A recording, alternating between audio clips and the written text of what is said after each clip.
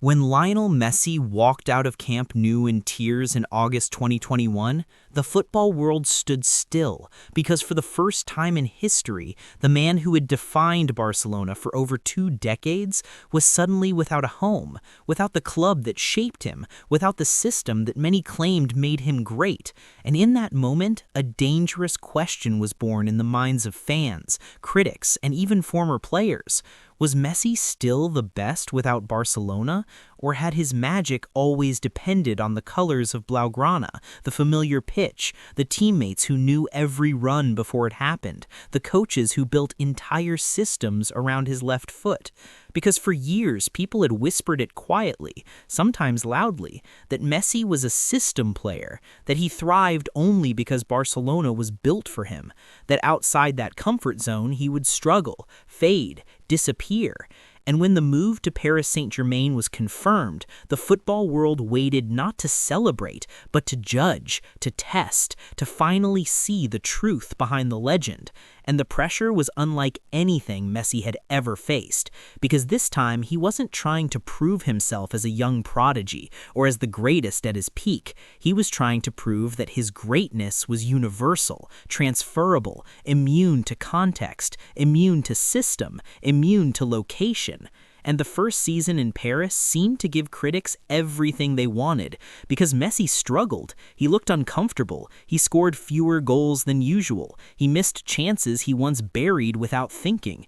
He looked human, and social media exploded with claims that the real Messi had been exposed, that without Xavi, Iniesta, Busquets, and Barcelona's philosophy, he was just another star. But those takes ignored the deeper reality, because Messi wasn't failing, he was adapting. And adaptation has never been instant for a player whose entire career had been built in one ecosystem. And yet, even in that so-called bad season, Messi led PSG in assists, created more chances than almost anyone in Europe, and showed flashes of brilliance that reminded the world of who he was. But the real answer to the question didn't come in France. It came on the world's biggest stage, under the heaviest pressure, wearing the sky blue and white of Argentina, where Messi had spent years being doubted, criticized, and unfairly compared to legends of the past. And in 2022, at the age when most players are already retired or forgotten, Messi delivered one of the greatest individual tournament performances football has ever seen, carrying Argentina through group stage pressure, knockout round chaos, penalty shootout tension, and a World Cup final that felt like something written by destiny itself, scoring, assisting, leading, fighting, and finally lifting the one trophy that critics said he needed to prove his greatness. And in that moment, the argument collapsed, because this was not Barcelona's system, this was not La Masia, this was not Xavi or Iniesta or Guardiola, this was Messi adapting, leading, and dominating in a completely different environment, under a different coach, with different teammates, against the best players in the world, and winning. And when he returned to club football after that World Cup, something had changed, not in his ability, but in how the world saw him, because now the narrative of Messi can't do it without Barcelona sounded empty, outdated, desperate. And then came Inter Miami, a move many mocked as retirement football, a step down, an easy path. But once again, Messi turned doubt into disbelief, because within weeks he transformed an entire league, filling stadiums, raising TV ratings, making MLS relevant on the global stage, scoring free kicks like he was still in his prime, leading a struggling team to trophies, and showing that greatness isn't about the league you play in, it's about the impact you create. And suddenly, the same people who doubted him were forced to admit something uncomfortable, that Messi wasn't great because of Barcelona. Barcelona was great because of Messi. Because everywhere he went, the game bent around him, adapted to him, followed his rhythm. And that is the true mark of the greatest, not dominance in one system, but influence across all systems. And when you look back at his post-Barcelona career, honestly, without bias, without rivalry, without agenda, the evidence becomes impossible to ignore. a Copa America, a World Cup, countless man-of-the-match performances, leadership growth, adaptability, longevity, and an ability to remain decisive even as age tried to catch up. And this is where the debate truly ends, because being the best is not about staying comfortable. It's about evolving, about proving yourself again when the world doubts you.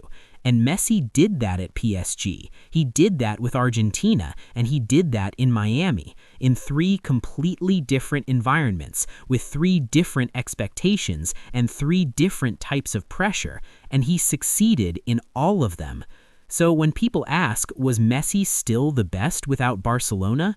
The real question should be, how many players in football history could survive that level of scrutiny, that level of change, and still stand at the top? Because legends shine in systems, but the greatest transcend them. And Messi didn't just leave Barcelona, he left behind the last excuse anyone had to doubt his greatness, proving once and for all that he was never just a product of a club, a coach, or a system. He was, and always will be, football itself.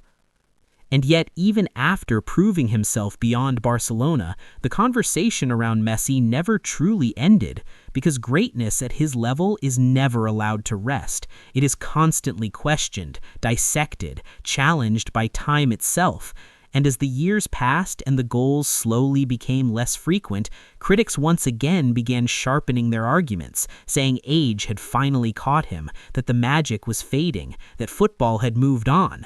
But what they failed to understand was that Messi's greatness was never built solely on speed or physical dominance. It was built on vision, intelligence, timing, and an understanding of the game so deep that even when his legs slowed down, his mind stayed 5 steps ahead of everyone else. And this is where his post-Barcelona career becomes even more impressive, because instead of fighting time, he adapted to it, becoming more of a playmaker, more of a leader, more of a conductor than a soloist, dictating tempo, controlling matches with touches that looked simple but carried devastating effect. And when you watch him closely during these later years, you realize something profound, that Messi wasn't declining, he was evolving, turning into a different kind of footballer, one that relied less on explosive dribbles and more on surgical precision. And that transformation is only the truly elite can achieve, because most players fade when their physical edge disappears, but Messi simply changed the way he influenced the game. And this evolution became most visible in moments of pressure, when his team needed calm, when the stadium was loud, when nerves were high. Because in those moments, Messi still did what he had always done best: slow the game down, make the right decision, and deliver when it mattered most. And that's why even in leagues people tried to dismiss, he continued to dominate, not through speed, but through intelligence, awareness, and an unmatched football IQ. And slowly, quietly, the narrative began to shift again, from doubt to respect, from skepticism to acceptance, because it became impossible to ignore the pattern. Wherever Messi went, football followed, excitement followed, success followed, and most importantly, belief followed. Teammates played better around him, young players grew faster beside him, clubs became global attractions overnight, and that influence cannot be measured in goals alone. It's something far deeper, something only a handful of players in history have ever possessed. And as time moved forward, the debate about Messi without Barcelona turned into something much bigger.